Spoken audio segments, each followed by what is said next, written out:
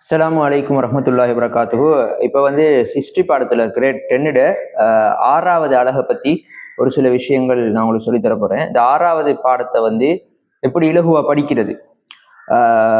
முதலாவது புரிஞ்சுக்கொள்ளுங்க, பாடத்தை ஹிஸ்ட்ரி பாடத்தை பொறுத்தவரை இலகுவாக படிக்கிறதுக்கு அந்த பாடத்தில் என்னென்ன உள்ளடக்கங்கள் இருக்குது அப்படிங்கிறத நம்ம புரிஞ்சுக்கொள்ளணும். அப்போ தான் நமக்கு படிக்கிறது லேசாக இருக்கும். 6வது பாடத்தில் தலைப்பு வரலாற்று அறிவும் அதன் நடைமுறை பிரயோகமும். அதுதான் 6வது பாடத்தினுடைய ஹெடிங். இதுதான் உங்களோட 6வது பாடம். பாருங்க, உங்களோட புக்கை தான் இப்போ நான் உங்களுக்கு காட்டுறேன். இந்த புக்கை இப்போ நான் காட்டக்கொள்ள நீங்கள் என்ன செஞ்சு கொடுங்க, புக்கை எடுத்து அந்த பாடத்துக்கு ரெடி ஆகி கொடுங்க மார்க் பண்ணுறதுக்கு. அப்போ லேசாகி உங்களுக்கு படிக்கிறது. 6 பிரதான தலைப்புகளை இந்த பாடம் கொண்டிருக்குது. அதுல முதலாவது தலைப்பு என்ன அப்படின்னு சொல்லி கேட்டா இந்த இருக்குது வரலாற்று கால சமுதாய அமைப்பு. இதுதான் பாடத்தினுடைய முதலாவது ஹெடிங். அதே மாதிரி அடுத்த 2வது ஹெடிங் என்ன அப்படின்னு சொல்லி கேட்டா சட்டமும் பாரம்பரியங்களும் அப்படிங்கிறது தான் இந்த சட்டமும் பாரம்பரியங்களும். இதுதான் பாடத்தினுடைய 2வது ஹெடிங். சரியா? அதே மாதிரி 3வது பிரதான ஹெடிங் என்ன அப்படின்னு சொல்லி கேட்டா 3வது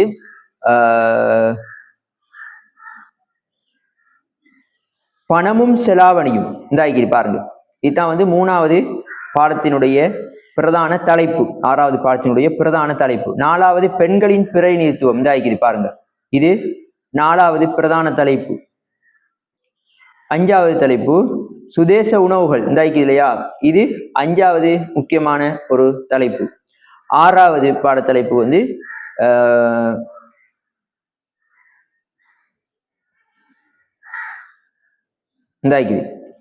சூழல் பாதுகாப்பு. இதுதான் 6வது பாடத்தலைப்பு. இப்போ நான் உங்களுக்கு இதுல முதலாவது உள்ள 2 பிரதான தலைப்புகளையும் சொல்லித்தரேன். கவனமா பார்த்துக்கொள்ளுங்க. 2 முக்கியமான தலைப்புகளை இப்போ நான் உங்களுக்கு சொல்லித்தர போறேன். முதலாவது தலைப்புல சமுதாய அமைப்பு. அதுதான் முதலாவது ஹெடிங். வரலாற்று கால சமுதாய அமைப்பு. சமுதாய அமைப்பு அப்படிங்கிறதுக்குள்ள என்ன உள்ளடங்கும் அப்படின்னு சொல்லி கேட்டா, ஒரு சமுதாயத்துல உயர்மட்டத்துல இருக்கிறவங்க இருப்பாங்க, தாழ்ந்த மட்டத்துல இருக்கிறவங்க இருப்பாங்க. அவங்களுக்கு இடையில ஒரு பிணைப்பு ஒண்ணு இருக்கணும்.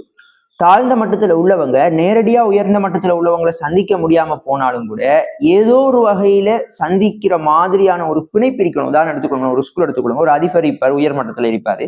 ஒரு மாணவன் இருப்பான், சாதாரண ஒரு 6ஆம் தர மாணவன் எடுத்துக்கொள்வோம். ஒரு வகுப்புல அவன் இருப்பான். ஒரு மாணவனுங்கிற அந்தஸ்துல அவன் நீக்கிறான். இவன் அதிபரோட ஒரு கனெக்ஷன், அதாவது பாடசாலை அப்படிங்கிற வகைக்குள்ள அவங்க எல்லாரும் உள்ளடக்கப்படுறாங்க. அதிபரும் பாடசாலைக்கு போறாரு, அந்த மாணவனும் பாடசாலைக்கு போறான். இப்ப பாடசாலை அப்படிங்கிற ஒண்ணு அவங்க அனைவரையுமே ஒரு கனெக்ஷனுக்குள்ளக்க, ஒரு வரையறைக்குள்ளக்க வச்சுக்கிட்டு இருக்குது.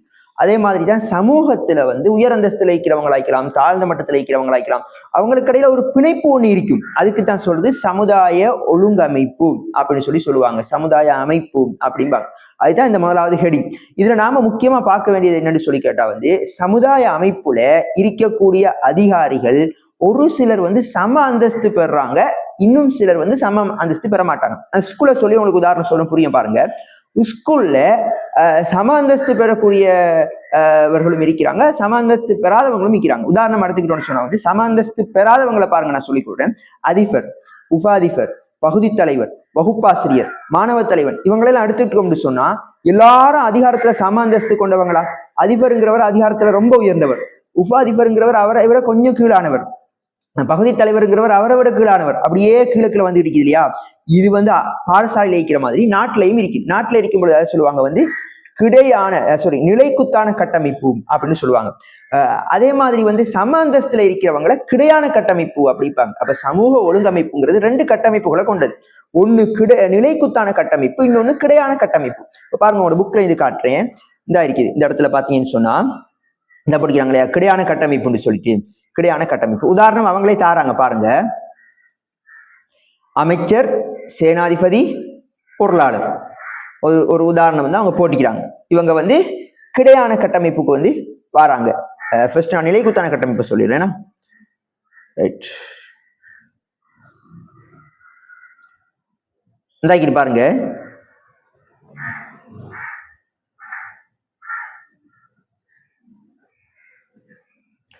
இப்ப நான் உங்களுக்கு பாடப்புத்தகத்துல இருந்து காட்டுறேன் பாருங்க. இந்தாக்கிது பாருங்க, நிலைக்குத்தான கட்டமைப்பு அப்படின்னு சொல்லி நினைக்கிறாங்க. நிலைக்குத்தான கட்டமைப்புக்குள்ள யார் யாரெல்லாம் வருவாங்கிறதை தாராங்க பாருங்க. அரசன், அமைச்சர், வேறு அரச அலுவலர்கள். இவங்க எல்லாரும் சம அந்தஸ்து கொண்டவங்களா இருப்பாங்களா? இல்லை. அப்ப இவங்களை சொல்றது வந்து நிலைக்குத்தான கட்டமைப்பு. மேலேந்து வர வர வர அதிகாரம் குறைஞ்சிட்டு போகும், கிளைந்து போக போக போக அதிகாரம் கூடிக்கிட்டு போகும். சரியா? இது ஒரு கட்டமைப்பு. இன்னொரு கட்டமைப்பு சொன்னனே, கிடையான கட்டமைப்பு, அது இந்த இருக்குது கிடையான கட்டமைப்பு. கிடையான கட்டமைப்புக்கு என்ன உதாரணம் சொல்லி புக்ல தராங்க. நான் மார்க் பண்றேன், நீங்க ஸ்கூல் புக் எடுத்து வச்சு மார்க் பண்ணிக்கொள்ளுங்க. அப்ப லேஸ் ஆகிக்கும், உங்களுக்கு புறவு படிக்கிறதே லேஸ் ஆகிக்கும். அமைச்சர், சேனாதிபதி, பொருளாளர் இவங்கெல்லாம் வந்து என்னத்துக்கு வராங்க? கிடையான கட்டமைப்புக்கு வந்து வராங்க. கிடையான கட்டமைப்புன்னு சொல்லக்குள்ள வந்து இவங்களோட அதிகாரங்கள் சம அந்தஸ்து கொண்டதா இருக்கும். யாரு பெரியவர்? உதாரணம் ஸ்கூல் எடுத்துக்கிட்டோம்னு சொன்னா, 6ஆம் ஆண்டு ஏ வகுப்பாசிரியர், 6ஆம் ஆண்டு பி வகுப்பாசிரியர், 6ஆம் ஆண்டு சி வகுப்பாசிரியர், 6ஆம் ஆண்டு டி வகுப்பாசிரியர் பிரிச்சு கொள்ளுமே. இதுல யாரு அதிகாரத்துல கூடினவங்க, யாரு குறைஞ்சவங்க அப்படி இருக்கிறா? இல்லை. அப்ப இவங்க எல்லாருமே சம அந்தஸ்து கொண்டவங்க தான். அப்ப அதே மாதிரி நாட்டு நிர்வாகத்திலையும் வந்து சம அந்தஸ்து கொண்டவங்க வந்தா அது கிடையான கட்டமைப்பு. அதிகாரத்துல வேறுபட்டவங்க வந்தா அது நிலைக்குத்தான கட்டமைப்பு. ரெண்டு உங்களுக்கு அழகா புரிஞ்சுக்க நினைக்கிறேன். இதுக்குள்ள ஆழமா போய்த்து வேற என்ன விஷயம்னு சொல்லி அந்த அளவுக்கு தேட வேண்டிய அவசியம் இல்லை. இது நோமா நம்ம புரிஞ்சுக்கிட்டோம்னா போதும். இப்ப வாங்க, இப்ப நான் உங்களுக்கு வந்து கிடையான கட்டமைப்பு, நிலைக்குத்தான கட்டமைப்புல ஒரு சில பகுதியை நான் இப்ப உங்களுக்கு தரப்போறேன். நல்லா கவனிச்சுக்கணும். வந்து முதலாவது, ஒரு நாட்டுல உயர் அந்தஸ்துல உள்ளவன் அரசன். இதாக்கி பாருங்க, பாட புத்தகத்துல வந்து சமூகத்துல உச்ச நிலையில் உள்ளவன் அரசன். இவன் தான் வந்து உயர் அந்தஸ்துல உள்ளவன். ரைட், அரசன். அதுக்கு புறவு யாரு அப்படிங்கிறதை நான் தாரேன். இப்ப நான் உங்களுக்கு முதலாவது ஹெடிங்கை தான் விளக்கப்படுத்திக்கிட்டு இருக்கிறேன். அதுக்கு புறவு, அரசனுக்கு புறவு உள்ளவங்களை வந்து அரசனுக்கு நெருங்கி செயல்பட்ட அதிகாரிகள் அப்படின்னு சொல்லுவாங்க. அரசனுக்கு நெருங்கி செயல்பட்ட அதிகாரிகள், அரசனுக்கு புறவு. அப்ப மேல அரசனை வச்சோம், அதுக்கு கீழே யாரை வச்சுக்கிறோம்? நெருக்கமான அதிகாரிகளை வச்சுக்கிறோம். இந்த நெருக்கமான அதிகாரிகளுக்கு ஒரு வேர்ட்ஸ் ஒன்று பயன்படுத்துவாங்க. ரத்கொல் சம்தரு, ரத்கொல் சம்தருங்கிற ஒரு வேர்ட்ஸ் ஒன்று பயன்படுத்துவாங்க இந்த நெருக்கமான அதிகாரிகளை வந்து சொல்றது. சரி, அப்புறம் ரெண்டு கட்டம் தான் உங்களுக்கு சொல்லி தந்திருக்கிறேன், அரசன், நெருக்கமான அதிகாரிகள். இப்ப வாங்க அப்படியே மூணாவது கட்டத்துக்கு வாங்க. மூணாவது கட்டத்துல யார் இருக்கிறேன்னு சொன்னா, இந்த இது புக்ல பாருங்க, மூணாவது கட்டத்துல பிக்குமார்கள். இந்த இடத்துல வரும் பாருங்க. இந்த இது பௌத்த பிக்குமார்கள் அரசனுக்கு ஆலோசனை வழங்கிக்கிறாங்க. அவங்களும் ஒரு அந்தஸ்து எழுந்திக்கிறாங்க, உயர் அந்தஸ்து எழுந்திக்கிறாங்க. உயர் அந்தஸ்துன்னு சொன்னா அரசனுங்கிற லெவலுக்கு இல்லை, அரசனுக்கு நெருங்கி செயல்பட்டவர்கள் அப்படிங்கிற லெவலுக்கு கீழே உயர் அந்தஸ்துல வந்து அவங்க இருக்கிறாங்க. ரைட், பௌத்த குருமார்கள். சரி, அப்ப 3 கட்டம் சொல்லிட்டேன். 4வது கட்டத்துக்கு வாங்க. உயர் குடிமக்கள். உயர் குடிமக்கள்டா யாரு? வர்த்தகர்கள், கப்பல் துறையில் ஈடுபட்ட கப்பித்தான்கள், வைத்தியர்கள், ஆசிரியர்கள், இவங்களுக்கெல்லாம் பொதுவான ஒரு பெயர் பயன்படுத்தலாம், உயர் குடிமக்கள். அப்ப உயர் குடிமக்கள் 4 கட்டம் சொல்லிட்டேன். அரசன், இப்படி வச்ச அரசன், நெருங்கி செயல்பட்ட அதிகாரிகள், பௌத்த பிக்குகள், உயர் குடிமக்கள். இப்ப அடுத்த கட்டம் சொல்றேன், 5வது கட்டம். இந்த ஐக்கியது பாருங்க, சாதாரண குடிமக்கள். சாதாரண மக்கள், சாதாரண குடிமக்கள் சொல்லுவாங்க. அதுக்குள்ள யாரெல்லாம் வாரீங்கன்னா, இடையர்கள், குயவர்கள், ரத்தினக்கல் வெட்டுவோர், கொள்ளர்கள், மீனவர்கள், ஏனைய தொழில் செய்வோர், இவங்கெல்லாம் வராங்க அடுத்த கட்டம். சரி, இதெல்லாம் நீங்க ஓர்டரா வந்து கொப்பியில் எழுதி வச்சாலோ இல்ல புக்ல ஒரு ஓரத்தில் எழுதி வச்சாலோ உங்களுக்கு படிக்கிறது சிம்பிள் ஆயிக்கும். அடுத்து அப்படியே வந்தீங்கன்னு சொன்னா, அந்த உயர்குடி மக்கள்ல அப்படியே கொஞ்சம் கீழே வாங்க. அதுக்கு பிறகு உள்ள கட்டம் கடைசி அடிமைகள். இந்த அடிமைகள்னு சொல்லுவாங்க. சரி, அந்த அடிமைகளை வந்து 2ஆ பிரிப்பாங்க. பரம்பரை அடிமைகள், கூலிக்கு பெறக்கூடிய அடிமைகள். அது நம்ம பிறகு பிரிப்புமே. நம்ம அடிமைகளை விளங்கிக் கொள்வோம். அடிமைகள். ரைட், இப்ப நான் ஓர்டர்ல சொல்றேன் யார் யாரெல்லாம் வராங்க, கவனமா பார்த்துக்கொள்ளுங்க. முதலாவது பார்த்தோம் அரசன், அடுத்தது அரசனுக்கு நெருக்கமாக செயல்பட்டவர்கள், அடுத்தது பௌத்த பிக்குகள், அடுத்தது உயர்குடி மக்கள், சாதாரண மக்கள், அடிமைகள். 6 பகுதி நான் இப்ப உங்களுக்கு சொல்லி தந்திக்கிறேன். 6ஐயும் கவனமா நீங்க ஞாபகம் வச்சுக்கொள்ளுங்க. இப்ப இந்த 6 பகுதியிலையும் சில விஷயங்கள் மேலதிகமா சேர்க்கணும். அதுதான் நான் இப்போ உங்களுக்கு சொல்லி தர போறேன். கவனமா பார்த்துக்கொள்ளுங்க. என்னென்ன பகுதிகள் சேர்க்கணுங்கிறத முதலாவது சொல்லி தந்துட்டேன். ஃபர்ஸ்ட் யார சொன்னேன்?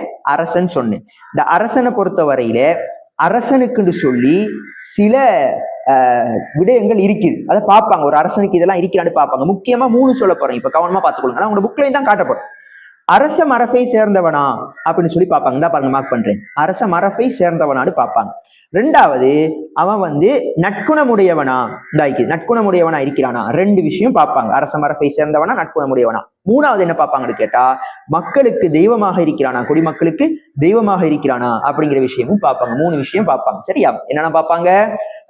அதாவது நற்குணமுடையவனா இருக்கிறானான்னு சொல்லி பார்ப்பாங்க, அரச மரபை சேர்ந்தவனான்னு சொல்லி பார்ப்பாங்க, குடிமக்களுக்கு தெய்வமாக இருக்கிறானா அப்படின்னு சொல்லி, தெய்வம்னா பாதுகாப்பு வழங்குறானா அப்படின்னு சொல்லி பார்ப்பாங்க. இதை மட்டும், இந்த குடிமக்களுக்கு தெய்வமா இருக்கிறத மட்டும் யார் சொல்றதுன்னு சொல்லி கேட்டா, குட்டக்கண்ண தீசமன் வந்து அவன் தம்புல கல்வெட்டுல வந்து அந்த சம்பவத்தை எழுதி வச்சுக்கிறான். சரியா? அதனால அதை வந்து உங்களுக்கு தாராங்க. அப்ப 3 விஷயம் அரசனுக்குள்ளதான் பார்த்துக்கணும். அடுத்து உங்களுக்கு சொன்ன 2வது, அரசனுக்கு நெருக்கி செயல்பட்ட அதிகாரிகள். ஞாபகம் இருக்கிறது தானே? ரைட். அவங்கள ரத்கொல் சம்தருங்கிற வார்த்தை பயன்படுத்தி சொல்றது புக்ல இருக்குது, சொல்லி தந்துட்டேன். அதே நேரத்துல இவங்களை கண்டி காலத்துல வந்து ரதல அப்படிங்கிற ஒரு வார்த்தையும் யூஸ் பண்ணி சொல்லிக்கிறாங்க. யாரு? இந்த அரசனுக்கு நெருங்கி செயல்பட்ட அதிகாரிகள் இருக்கிறாங்களே அவங்கள வந்து ரதல அப்படிங்கிற ஒரு சொல்ல பயன்படுத்திக்கிறாங்க. நல்லா புரிஞ்சுக்கொள்ளுங்க. இப்ப நம்ம படிச்சுக்கிட்டு இருக்கிறதெல்லாம் 6ஆம் ஆண்டு பாடத்துல உள்ள முதலாவது ஹெடிங் சமுதாய அமைப்பு, அதுக்குள்ளதான் நிக்கிறோம். என்னெல்லாம் படிச்சுக்கிறோம்? கட்டமைப்பு 2ஆ பிரிச்சு பார்த்துட்டோம். நிலைக்குத்தான கட்டமைப்பு, கிரியான கட்டமைப்பு.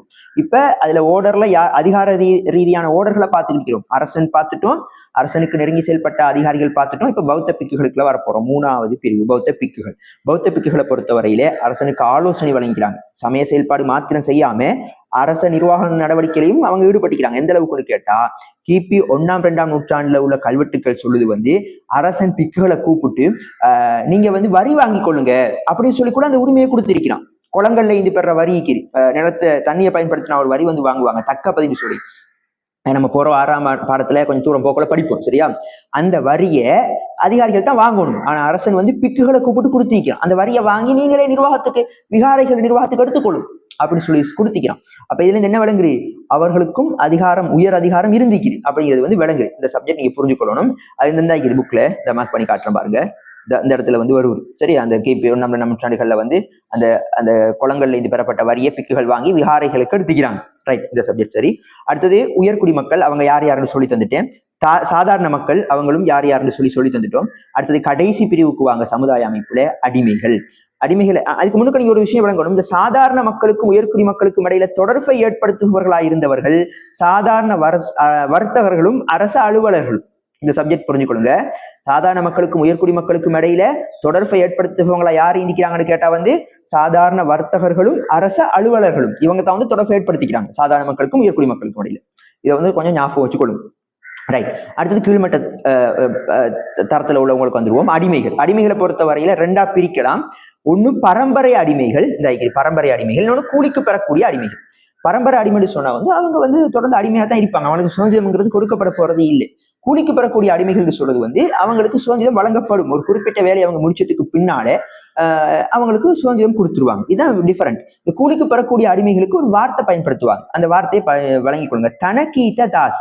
தனக்கீத்த தாசன்னு சொன்னா கூலிக்கு பெறக்கூடிய அடிமைகள். கொஞ்ச நேரம் ஒதுக்கி நீங்க இதை படிச்சீங்கன்னு சொன்னா உங்களுக்கு பிரயோசனம் ஆயிக்கும். படிக்கிறதே சிம்பிள் ஆயிக்கும். பாடப்புத்தகத்தை இப்ப நான் சொன்ன விஷயத்தெல்லாம் மார்க் பண்ணி எடுத்துக்கொள்ளுங்க. இதோட உங்களுக்கு வந்து அதாவது இந்த முதலாவது ஹெடிங் முடிச்சு, சமுதாய அமைப்பு அப்படிங்கிற ஹெடிங் வந்து முடிச்சு.